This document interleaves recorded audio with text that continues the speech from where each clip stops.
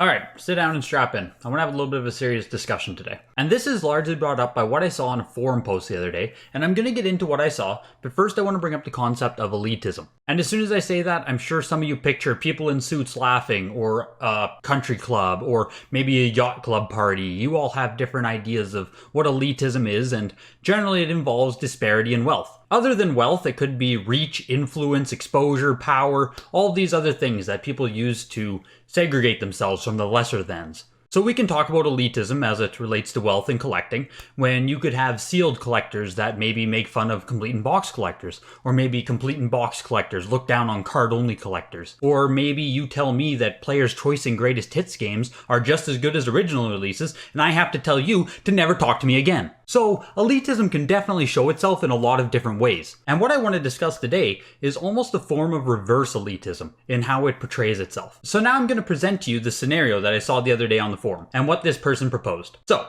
close your eyes and imagine. You are a PS2 collector. You've done it for years maybe you're a little bit new to it. You enjoy collecting PlayStation 2 games, you have a shelf of them, you have a lot of them. Doesn't matter.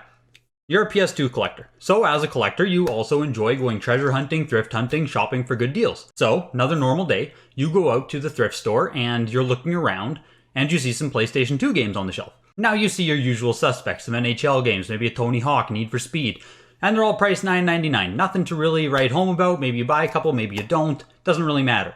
But then something catches your eye. Amongst those other games, you see Rule of Rose sitting there. And if you're not a big PlayStation 2 guy, Rule of Rose is an expensive game, might be somewhere around $500 right now for a complete one. I'm not too up to date on it. But anyway, you see Rule of Rose there, it's sitting there, it's $9.99. You are excited, you can't believe it, you're a PS2 collector, it's a dream come true. You rush over to the counter, you purchase the game, you get it home, you open it, you look at it, you test it out on your PlayStation, you're in shock, right? And then 3 hours later, you post it to eBay and you sell it. And so, the proposition was, this person is not a true collector. What do you think?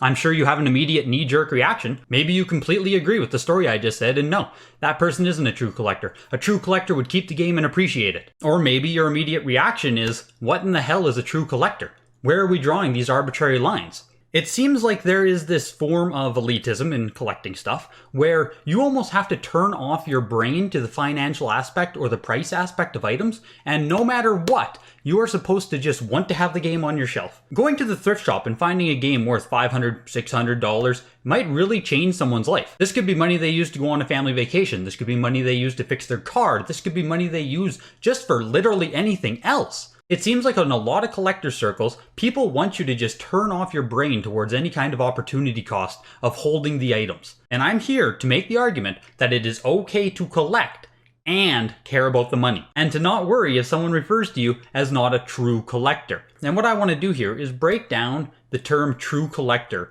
as it pertains to this ego pissing contest of arbitrary lines drawn in the sand. Well, let's just start with that. This person finds a $500 game and they sell it. They're not a true collector. So what would make them a true collector? Is it the price amount that matters too much? What if they found a $40 game or a $50 game and they sold it? Then are they still a true collector? Do you have to be willing to have a certain money amount on your shelf in order to be considered a true collector? As we've seen over the years, video game prices have changed drastically. Games that we might have paid $100 for or even $1,000 for 4 years ago might be worth $500, $1,000, $5,000, $10,000 in some cases. And so now we're in this thing where people think that, oh, I don't care what it's worth, I'm never gonna sell. And they use that kind of energy. They give off this kind of vibe where if you do care about the money, or if you do ask about the money, or you care about the financial aspect of collecting, you're looked down upon. You aren't a true collector. You shouldn't even talk to us. It's this weird form of gatekeeping by people who treat it like some kind of binary, where you have this or this. They don't match. No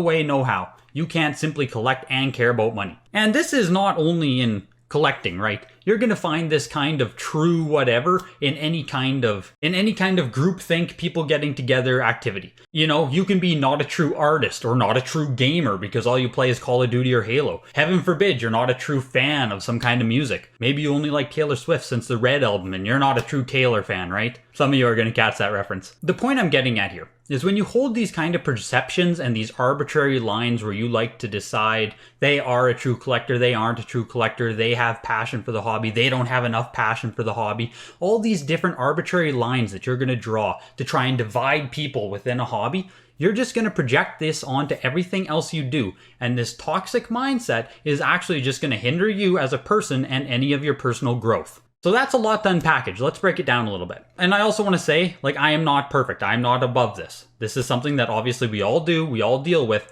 I'm just bringing it to light for you to be something for you to think about. So what am I saying here? Say someone new enters the hobby and they're asking questions about money or prices, or they're asking about variants, or they're asking about this or that. And immediately you're like, they're not a true collector. They don't care. I care more about the hobby than they do. They don't think about it the same way I do. Then you are immediately being closed-minded to anyone else's perspective, opinions, or differences. And what you're going to do is end up in a groupthink or a vacuum of people who only think the same way as you, and you're going to look away to any kind of dissenting or differing opinions. And this is going to, in turn, cause you to live in a bubble almost. It's kind of like if you just go onto YouTube searching for confirmation bias of what you already think versus looking for actual information. Obviously, it's a little bit different because you're not looking for confirmation bias, but if you only surround yourself by people who think the exact same way as you, then you're going to lose out on a lot of differing perspective that can help you as an individual learn more, grow more, do more. And so with saying that, let's say whatever, you want to believe in this true collector type mentality. So what is a true collector? Let's look at that. Is it someone who has a lot of knowledge about variants or sequels or information about pricing, or they collect sealed, they can tell you about seal variations? Is that a true collector? Or is a true collector someone who only wants bad condition games, card only, maybe complete in box, they don't really care, they're just happy to own it? Is that a true collector? How much money do you have to spend on a game in order to be a true collector? How much money do you not have to care about in order to be a true collector? What if I just look down on everyone because they can't tell me every variation of the black box games? You're not a true collector. You couldn't tell me that was a 6th print Mario Bros. It's right in front of you. How are you so dumb? You know what I mean?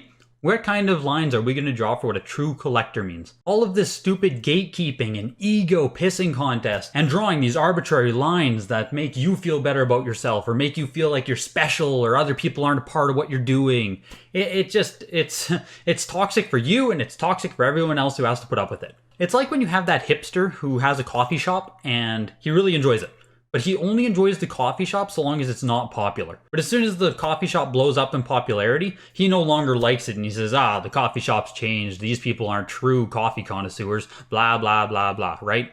Even though absolutely nothing else has changed, and these people are now discovering something that you might have enjoyed first, but these people don't necessarily enjoy less. And that doesn't make you more entitled to like it. It doesn't make them more entitled to like it. Everyone can like something in different levels, in different perspectives, with different emotion, with different passion levels. We can all be video game collectors, but unfortunately, the hobby has never been more divided, and I'm going to talk about that more in future videos. So this has been a bit of a discussion, obviously a little more controversial of a subject. There are going to be those of you that definitely disagree with me. There are going to be those of you that think, no, they are not a true collector, they should not be in the hobby, they are ruining the hobby. That's okay. You can let me know in the comments below how you feel. All I'm really trying to say is don't be a dick to someone who enjoys the hobby differently than you do. That's all. Hope you found this interesting. Like and subscribe if you did. I'll see you guys next time.